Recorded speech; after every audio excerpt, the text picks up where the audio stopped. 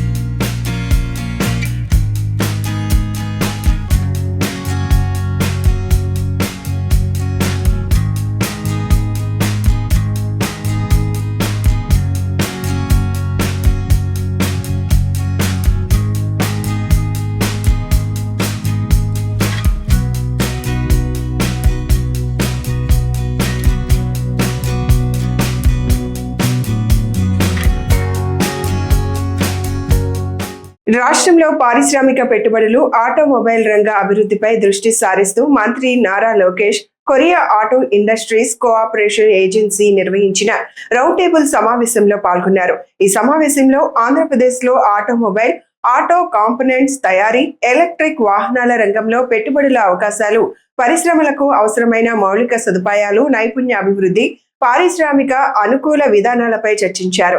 పెట్టుబడిదారులకు రాష్ట్ర ప్రభుత్వం పూర్తి సహకారం అందిస్తుందని మంత్రి నారా లోకేష్ హామీ ఇస్తూ ఆంధ్రప్రదేశ్ను ఆటోమొబైల్ తయారీ కేంద్రంగా తీర్చిదిద్దేందుకు ప్రభుత్వం కట్టుబడి ఉందని పేర్కొన్నారు. అలాగే కొరియా కంపెనీలు రాష్ట్రంలో పెట్టుబడులు పెట్టాలని ఆహ్వానించారు. Thank you, Chairman, for your kind words. My research says that there are close to 250 members in KAIKA across SMEs to large. Yes, but apparently 250, but actually we are representing all the maybe the Exactly. tier 1 to 3. Yes, Correct. that kind of structure. So you have a big association. Should be, and then yes. And for us, the interest is we would love, as you've suggested, we can host KAIKA members in Andhra Pradesh, and we can show all the members around the opportunities, and they can visit. Of course, Kia is there, and even beyond Kia, the other companies can come meet, like Royal Enfield and various other players, and that's a good opportunity we should explore. Also very exciting skill development in the state. That's a big thrust area, especially for me. That's my core portfolio also. So I look forward to your help and guidance on how can we create a vibrant base and upgrade the skills of our children in the state of Andhra Pradesh. And as you said, we will have frequent meetings, Chairman, and from the Economic Development Board, which Mr. Shanmohan is heading, we are going to have a dedicated desk for South Korea, so that we can have a point of contact who will periodically visit South Korea, and over a period of time we actually want a person to be from Economic Development Board to be based out of South Korea, so that you can have a more frequent interaction. You'll understand where opportunities are in my state. With regards to having an institutional mechanism to ensure that contracts are honored and there is consistency, we have started this already with 4 private arbitration mechanism with MSMEs. So we will evaluate it further, and definitely we take your feedback on this also. Chennai-Bangalore road, Jugaad, we will get it done. Regarding to GST was one point, and the second, specifically I raised that fiscal incentives given on energy and all. One round we cleared. Now, as I shared, from this quarter, so end of July. Yeah. No, starting from July. Starting from July, every quarter we'll clear the incentive. So we are committed to that. Yes, 5 years we had a problem because of change of government, but now it's clear. There is no ambiguity. We will deliver on the commitments made by us. పేదలకు అందాల్సిన ration బియ్యం అక్రమంగా పక్కదారి పడుతోందని గుంటూరు పశ్చిమ MLA Galla Madhavi ఆందోళన వ్యక్తం చేశారు. Ration షాపుల వద్ద సీసీ కెమెరాలు ఏర్పాటు చేయాలని గతంలోనే జిల్లా కలెక్టర్ను కోరినట్లు తెలిపారు. కొంతమంది రేషన్ డీలర్లు అక్రమాలకు పాల్పడుతూ ప్రభుత్వానికి చెడ్డ పేరు తీసుకొస్తున్నారని ఆరోపించారు. వారం క్రితం నల్లకుంట ప్రాంతంలో రేషన్ బియ్యం సక్రమ సరఫరాకు ఆటంకం కలిగించే ప్రయత్నాన్ని అడ్డుకున్నామని, తాజాగా తమ ఇంటి సమీపంలో కూడా రేషన్ బియ్యం అక్రమ రవాణాను అడ్డుకున్నామని వెల్లడించారు. కొంతమంది సిండికేట్ గా ఏర్పడి పేదల కోసం ఉద్దేశించిన బియ్యాన్ని అక్రమంగా తరలిస్తున్నారని ఆరోపించిన ఎమ్మెల్యే ఈ వ్యవహారంలో కస్తూరి శ్రీను, అనిల్ అనే వ్యక్తులు రేషన్ అక్రమాలకు పాల్పడుతున్నారని పేర్కొన్నారు. ఈరోజు పేదలకు అందాల్సిన బియ్యం ఇలా పక్కదారి పట్టిపోవడం అనేది మంచి పద్ధతి కాదు. ఇది అనేక మార్లు మరి గత 8 నెలల క్రితమో సంవత్సరం క్రితమో నేను అధికారుల దృష్టికి తీసుకెళ్ళి ప్రతి రేషన్ కొట్టులో ఒక సీసీ కెమెరా ఏర్పాటు చేస్తే కొంత డీలర్లకు భయం ఉంటుంది, ఇది పక్కదారి పట్టేపోయే పరిస్థితి ఉండదు, దళారీ వ్యవస్థ ఇందులోకి జోక్యం చేసుకునే పని అవసరం ఉండదు అన్న ఉద్దేశంతో ఇవి ఏర్పాటు చేయాలి అని చెప్పి కలెక్టర్ గారికి కూడా విన్నవించుకోవడం జరిగింది. అప్పటి నుంచి ఇప్పటిదాకా కూడా అనేక సమీక్షలు డీలర్లతో కానివ్వండి, అధికారులతో కానివ్వండి, పోలీస్ శాఖ వారితో కానివ్వండి, ఇటు రేషన్ని మనకి దొరికిన కాంట్రాక్టర్లతో కానివ్వండి, ఇలా అందరితో కూర్చొని అనేక రివ్యూ మీటింగులు పెడుతూ వాళ్ళని ప్రతిసారి కూడా హెచ్చరిస్తూ ఉండడం జరిగింది. కొన్ని రేషన్ డీలర్లు దీన్ని బాధ్యతాయుతంగా తీసుకొని కొంతమంది సీసీ కెమెరాలు కూడా ఏర్పాటు చేయడం జరిగింది. అయితే కొంతమంది ఇంకా గత ప్రభుత్వ వాసనలు వదలకుండా ఎట్లా పట్టి అట్లాగా యథేచ్ఛగా చేయొచ్చు అన్న ఒక భావన ఉందో, మరి లేకపోతే వారికి నిజంగానే ఒక ప్రభుత్వం ఇలాంటి చర్యల మీద భయం లేదో తెలియదు, కానీ ఇవి ఆగకుండా జరుగుతున్నాయి. ఒక వారం 10 రోజుల క్రితమే నల్లకుంట ప్రాంతంలో మా నాయకుల చేతనే ఇలాగా దాదాపుగా 150 బస్తాల ట్రక్ని ఇలాగే పట్టుకోవడం జరిగింది. అప్పుడు దానికి సిండికేట్గా వ్యవహరిస్తున్న వ్యక్తుల్ని, అదేవిధంగా ఆ డీలర్ని అందరినీ ఆ షాపుని సీజ్ చేసి ఆ డీలర్ని కూడా, ఆ సిండికేట్ వ్యవహరిస్తున్న వ్యక్తుల్ని కూడా అదుపులోకి తీసుకోవడం జరిగింది. అయినప్పటికీ ఆ తర్వాత మేము రివ్యూ మీటింగులు పెట్టి ఇటు పోలీస్ అధికారులు, ఈ రేషన్ పంపిణీ వ్యవస్థలో ఉన్న అధికారులు, అదేవిధంగా డీలర్లతో కూడా ఒక మీటింగ్ పెట్టి ఖచ్చితంగా సీసీ కెమెరాలను ఏర్పాటు చేయాలి అని చెప్పి అడగడం జరిగింది. ఆ నేపథ్యంలోనే డిఎస్ఓ గారు ఒక రివ్యూ మీటింగ్ డీలర్తో తీసుకొని వాళ్ళందరికీ ఎమ్మెల్యే గారి ఆదేశాలు అని చెప్పి వాళ్ళందరికీ కూడా చెప్పడం జరిగింది. ఆ తర్వాత డీలర్లందరూ నా దగ్గరికి వచ్చి కాస్త మాకు కొంత టైం కావాలి కెమెరాస్ ఏర్పాటు చేయడానికి, మేము ఆగస్టు కల్లా పెడతాము అని అంటే వాళ్ళ ఒక అభ్యర్థనని సానుకూలంగా స్పందించి వాళ్ళకి టైం కూడా ఇవ్వడం జరిగింది. అయినప్పటికీ కొంతమంది ప్రభుత్వాన్ని మీద ఒక చెడ్డ పేరు తీసుకురావాలి, ఇక్కడ ఉన్న అధికారుల పట్ల చెడ్డ పేరు తీసుకురావాలన్న ఉద్దేశంతో ఉన్నారా, లేకపోతే ఎవరేం చేస్తారు మమ్మల్ని అనే ఒక ధీమాతో ఉన్నారో అర్థం కాని పరిస్థితి. అదే సిస్టము, అదే వ్యవహారం కంటిన్యూ అవుతూ ఉంది. నిన్న కూడా మా ఇంటి వెనకమాలే రామనామ క్షేత్రం దగ్గర నాకు కనీసం 1 కిలోమీటర్ దూరం కూడా లేని ఒక ఏరియాలో ఉన్న రేషన్ షాపు 150 రేషన్ షాపులో ఇదే పరిస్థితి మళ్ళీ కంటిన్యూ చేయడం, దీని వెనకాల ఒక దళారీ వ్యవస్థ ఉండడం, ఒక సిండికేట్ ఫామ్ అవడం. మరి మాకు వెలుగులోకి వచ్చిన విషయం ఏంటంటే, ఆ నల్లకుంట ప్రాంతంలో కంప్లీట్గా సిండికేట్ వ్యవహరిస్తున్న వ్యక్తి కల్లూరు సీను అనే వ్యక్తిని గురించి అధికారులకి, పోలీస్ అధికారులకు చెప్పినప్పుడు అతన్ని అదుపులోకి తీసుకోవడం జరిగింది. ఇప్పుడు ఈ రేషన్ షాపు పరిస్థితి, ఇంకా ఇంకొక 10 రేషన్ షాపులు అనిల్ అనే ఒక వ్యక్తి చేపడుతున్నాడు. వీటి వెనక అనిల్ అనే ఒక వ్యక్తి ఉన్నాడు అని మాకు తెలిసి వచ్చింది. కాబట్టి ఈ వ్యక్తి మీద, ఇలాగ అక్రమాలకు పాల్పడుతున్న షాడో డీలర్ల మీద, ఈరోజు ఈశ్వరమ్మ అనే ఒక డీలర్ పేరు మీద ఈ యొక్క 150 షాప్ ఉంది, కానీ ఇలాంటి అవకతవకలకి పాల్పడింది ఆవిడ కాదు, అది ఈ షాడో డీలర్ రాఘవేంద్ర అనే అతను దీనికి పాల్పడడం జరిగింది. ఈరోజు వాళ్ళ ధైర్యం ఏంటి అని అంటే, డీలర్ మా పేరు కాదు, మేము వ్యవహరించట్లేదు కాబట్టి ఏదైనా ప్రాబ్లం వస్తే లైసెన్స్ ఆ యొక్క వ్యక్తిది క్యాన్సిల్ అవుతుంది, మాకేం పర్లేదు అనే ఒక విధానంతో ఇది ఇంకా కంటిన్యూ చేయొచ్చు అనే ఒక ఆలోచనతో వెళ్తున్నారు. ప్రపంచంలో శాంతియుత పరిస్థితి నెలకొని సర్వ మానవాళికి మంచి జరగాలని, దేశం అభివృద్ధి పదంలో నడవాలని శ్రీవారిని ప్రార్థించినట్లు కేంద్ర చిన్న మధ్య తరహా పరిశ్రమల శాఖ మంత్రి జితన్ రామ్ మాంఝీ పేర్కొన్నారు. ఇవాళ ఉదయం తిరుమల శ్రీవారిని కుటుంబ సమేతంగా దర్శించుకున్నారు. రాష్ట్ర చిన్న మధ్య తరహా పరిశ్రమల శాఖ మంత్రి వారి వెంట ఉండి దర్శన ఏర్పాట్లు చేశారు. దర్శనానంతరం వీరికి ఆలయంలోని రంగ నాయకుల మండపంలో వేద పండితులు ఆశీర్వచనం పలకగా అధికారులు తీర్థ ప్రసాదాలు అందజేసి శేష వస్త్రంతో సత్కరించారు. ఆలయం వెలుపల కేంద్ర మంత్రి, రాష్ట్ర మంత్రి మాట్లాడారు. You see, yesterday I visited this holy place of Tirupati. In our mind was to have a darshan of God Tirupati, Balaji, or a stay here. Or now we have a very good darshan of Balaji, keeping in view of all the aspects. I was imagining that I was moving in a Swarg-like scene we have seen here, and almost behavior of the all priests, workers, politicians, and other men are also so cordial that I did not differentiate whether I am at my home or at Tirupati.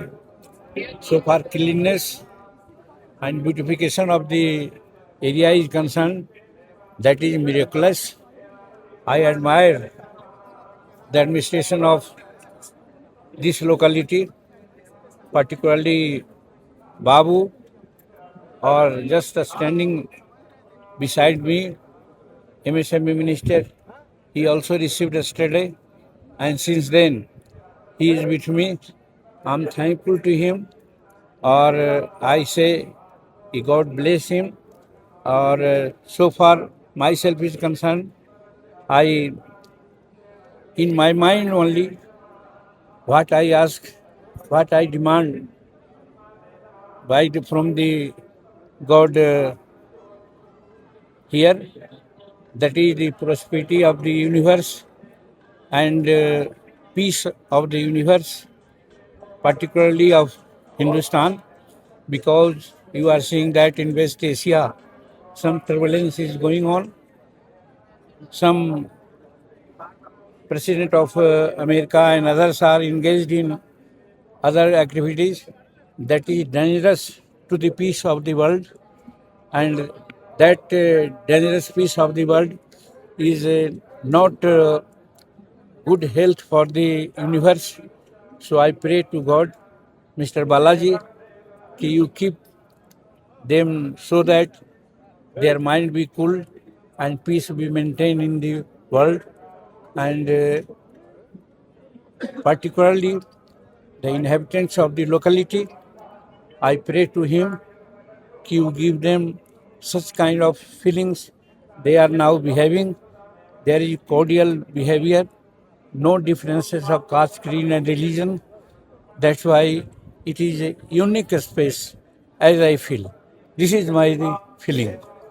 గత 2 ఏళ్లలో ప్రభుత్వం అమలు చేసిన సంక్షేమ అభివృద్ధి కార్యక్రమాల ఫలితంగా రాష్ట్రంలో ప్రతి ఇంటికి సంక్షేమం చేరిందని, ప్రజల్లో సంతృప్తి, సంతోషం పెరిగిందని నీలాయపాలెం విజయ్ కుమార్ అన్నారు. మీడియా సమావేశంలో ఆయన మాట్లాడుతూ ప్రభుత్వం ఎన్నికల హామీల అమలుకు ప్రాధాన్యం ఇస్తూ వివిధ సంక్షేమ పథకాలను పారదర్శకంగా అమలు చేస్తోందని తెలిపారు. ప్రజల జీవన ప్రమాణాలను మెరుగుపరచడమే ప్రభుత్వ ప్రధాన లక్ష్యమని పేర్కొన్నారు. అభివృద్ధి, సంక్షేమం రెండింటినీ సమన్వయం చేస్తూ ప్రభుత్వం ముందుకు సాగుతోందని, ప్రజల విశ్వాసాన్ని నిలబెట్టుకునే విధంగా పాలన కొనసాగుతోందని విజయ్ కుమార్ అన్నారు. రాష్ట్ర ప్రగతికి ప్రతి ఒక్కరూ భాగస్వాములు కావాలని ఆయన పిలుపునిచ్చారు. ప్రధానంగా ఉండే ఒక 12 పథకాలు తీసుకున్నాం. తీసుకొని ఆ యొక్క 12 పథకాలు ఎంత సంక్షేమాన్ని కూటమి ప్రభుత్వం ప్రజలకు అందించింది, ఆంధ్రప్రదేశ్ ప్రజలు కూటమి ప్రభుత్వంలో ఎంత సంక్షేమాన్ని అనుభవించారు, ఏ విధమైన మార్పును తీసుకున్నారు, ఎంత ఆనందంగా జీవిస్తున్నారు, ఈ 3 ప్రధాన విషయాల్ని డీల్ చేయాలని ఈ యొక్క ప్రెస్ కాన్ఫరెన్స్ ప్రధానమైన లక్ష్యం. గర్వంగా చెప్తున్నాము, ఈ 12 పథకాల్లో కేవలం 12 పథకాలు చాలా ఉన్నాయి కదా, ఈ 12 పథకాలు మాత్రమే ఈ 2 సంవత్సరాల్లో 1,17,000 కోట్లు, 1, 2, 3, 4 కాదు, 1,17,000 కోట్ల రూపాయలు కేవలం సంక్షేమం కోసం 12 ప్రధానమైన ప్రోగ్రామ్స్ ద్వారా, పథకాల ద్వారా ఖర్చు పెట్టడం జరిగింది. ఈ యొక్క పథకాలన్నీ డీబీటీ కావచ్చు, సేవల రూపంలో కావచ్చు, అన్న క్యాంటీన్ రూపంలో కావచ్చు, ఫ్రీ బస్ రూపంలో కావచ్చు, అన్నదాత సుఖీభీమ రూపంలో కావచ్చు, పెన్షన్ రూపంలో కావచ్చు, రకరకాలుగా 12 మేజర్ ప్రోగ్రామ్స్, 12 ప్రధానమైన ప్రోగ్రామ్స్ ద్వారా 1,17,000 కోట్ల రూపాయలు కేవలం సంక్షేమం కోసమే తెలుగుదేశం కూటమి ప్రభుత్వం ఆంధ్రప్రదేశ్ ప్రజల బడుగు బలహీన వర్గాల కోసం, పేదవారి కోసం ఖర్చు పెట్టడం జరిగింది. సో ఇదే కూటమి ప్రభుత్వం యొక్క నిజమైన అభివృద్ధి నమూనా, ఖచ్చితమైన నమూనా. ఏ రకమైన అవినీతి లేకుండా పారదర్శకతతో, పూర్తి స్థాయి పారదర్శకతతో, ట్రాన్స్పరెన్సీతో ప్రజలకు చేరిన సంక్షేమ పథకాల యొక్క విలువ 12 పథకాలు మాత్రమే తీసుకున్నాం. సో ఇదేదో వైసీపీ యొక్క ఉత్తుత్తి నమూనా కానే కాదు, అప్పుల నమూనా కానే కాదు. దమ్ముంటే ఈ పథకాల మీద, నేను చెప్పే ఈ 12 పథకాలు 1,17,000 కోట్ల రూపాయల మీద చర్చకు ఎక్కడైనా సిద్ధం. సాక్షులు రాస్తే దానికి జవాబు ఇవ్వడానికి కూడా సిద్ధం. గత వైసీపీ ప్రభుత్వ హయాంలో పరిశ్రమల పేరుతో అవినీతి, లూటీ జరిగిందని, ప్రస్తుతం పరిశ్రమల ద్వారా రాష్ట్రంలో ఉపాధి విప్లవానికి ప్రభుత్వం శ్రీకారం చుట్టిందని టీడీపీ రాష్ట్ర అధ్యక్షుడు కొమ్మారెడ్డి పట్టాభిరామ్ అన్నారు. మీడియాతో మాట్లాడుతూ గత ప్రభుత్వ విధానాల వల్ల రాష్ట్రానికి పెట్టుబడులు దూరమయ్యాయని, యువత ఉపాధి అవకాశాలు కోల్పోయారని విమర్శించారు. ప్రస్తుతం ముఖ్యమంత్రి చంద్రబాబు నాయుడు, మంత్రి నారా లోకేష్ నాయకత్వంలో పెట్టుబడులను ఆకర్షిస్తూ కొత్త పరిశ్రమలను తీసుకొస్తున్నామని చెప్పారు. పరిశ్రమల ఏర్పాటుతో భారీగా ఉద్యోగాలు, ఉపాధి అవకాశాలు కల్పించడమే ప్రభుత్వ లక్ష్యమని పేర్కొన్నారు. రాష్ట్రాన్ని పారిశ్రామికంగా అభివృద్ధి చేసి యువతకు మెరుగైన భవిష్యత్తు అందించేందుకు ప్రభుత్వం కట్టుబడి ఉందన్నారు. ఏంటంటే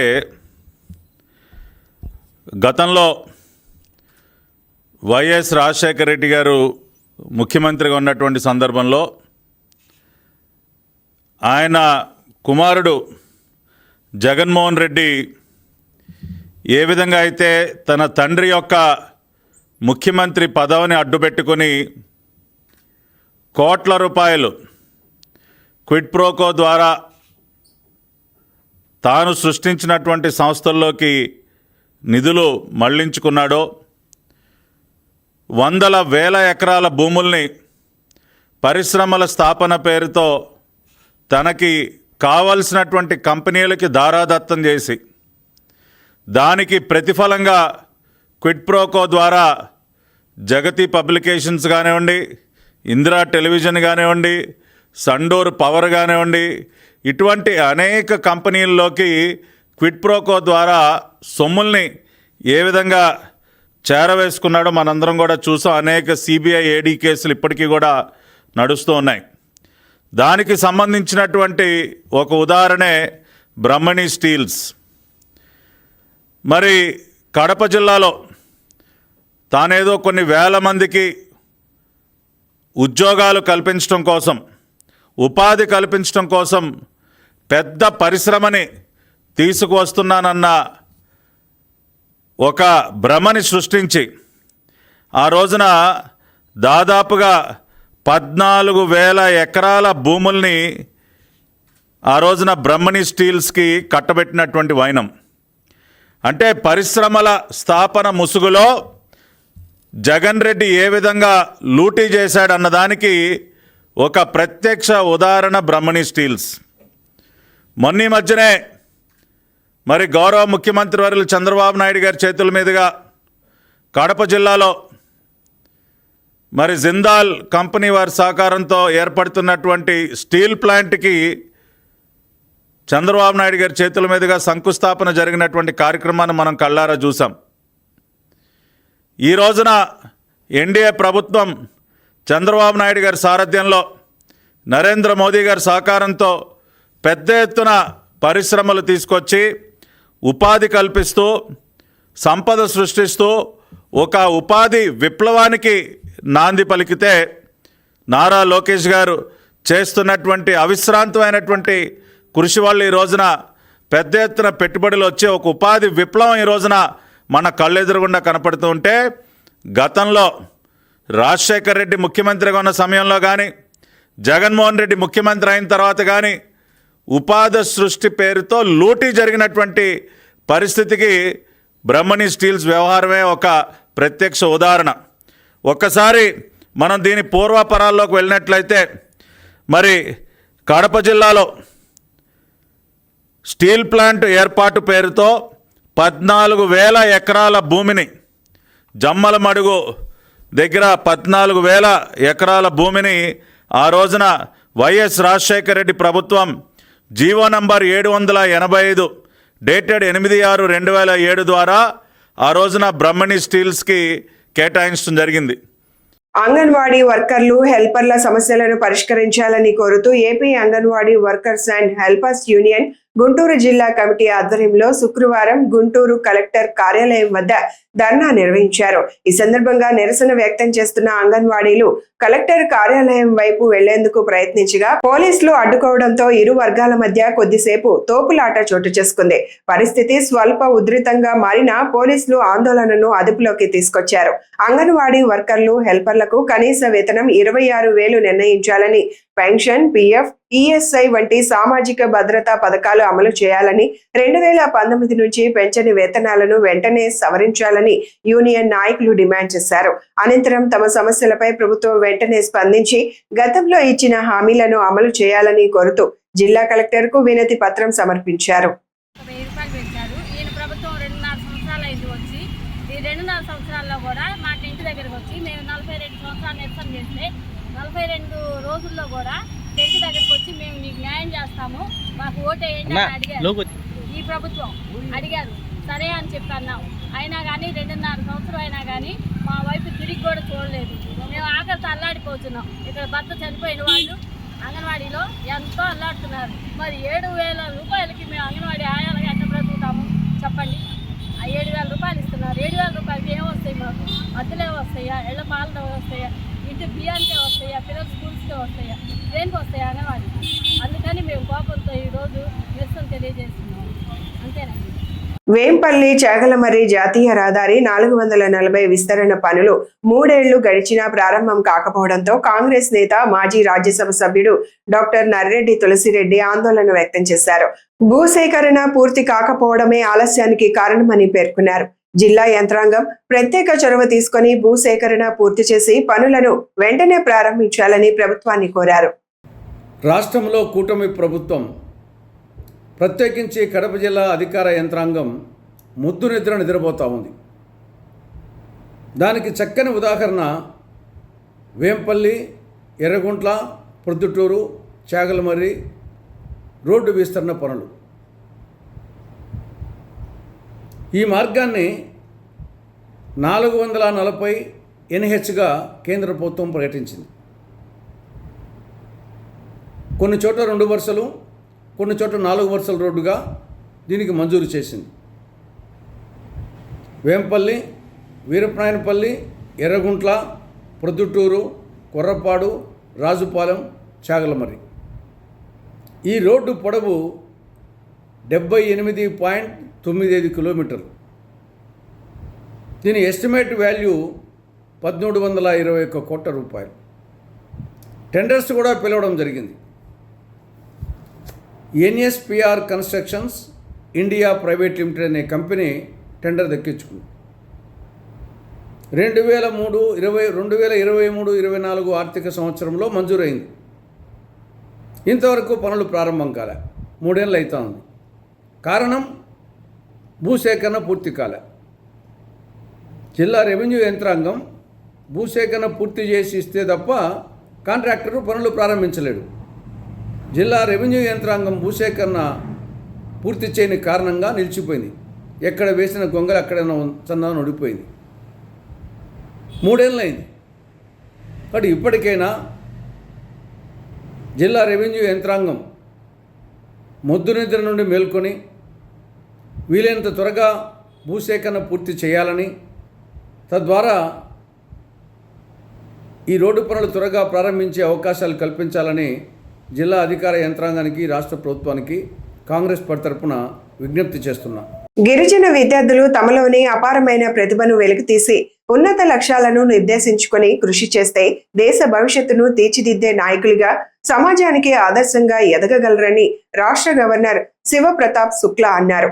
హనుమకొండలోని పెద్దమ్మగడ్డలో ఉన్న తెలంగాణ గిరిజన సంక్షేమ రెసిడెన్షియల్ డిగ్రీ కళాశాల ఆఫ్ ఎక్సలెన్స్ ను రాష్ట్ర మంత్రులు అడ్లూరి లక్ష్మణ్ కుమార్, ధనసరి అనసూయతో కలిసి సందర్శించిన గవర్నర్ విద్యార్థులను ఉద్దేశించి ప్రేరణాత్మకంగా ప్రసంగించారు. ప్రతి విద్యార్థిలో అసాధారణ ప్రతిభ దాగి ఉంటుందని, క్రమశిక్షణ, ఆత్మవిశ్వాసం, నిరంతర శ్రమతో దానిని వికసింపచేసుకోవాలని సూచించారు.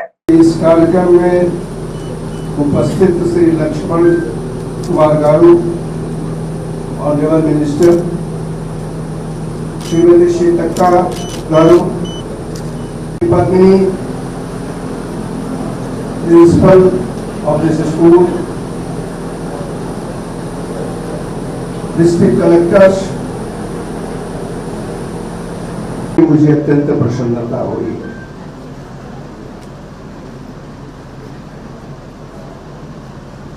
ये जानकर के और अधिक प्रसन्नता हुई है 90% ट्राइबल स्टूडेंट और 10% अदर स्टूडेंट बिना किसी बाहरी कोचिंग के IIT में भी सेलेक्ट हो रहे हैं, MBBS में भी सेलेक्ट हो रहे हैं, JEEs में भी सेलेक्ट हो रहे हैं। और लेकिन यह बच्चे उसमें सबसे आगे हैं। कौन करता है, आसमान में सुराख नहीं होता, एक बार तबीयत से पत्थर तो उछालो यारो।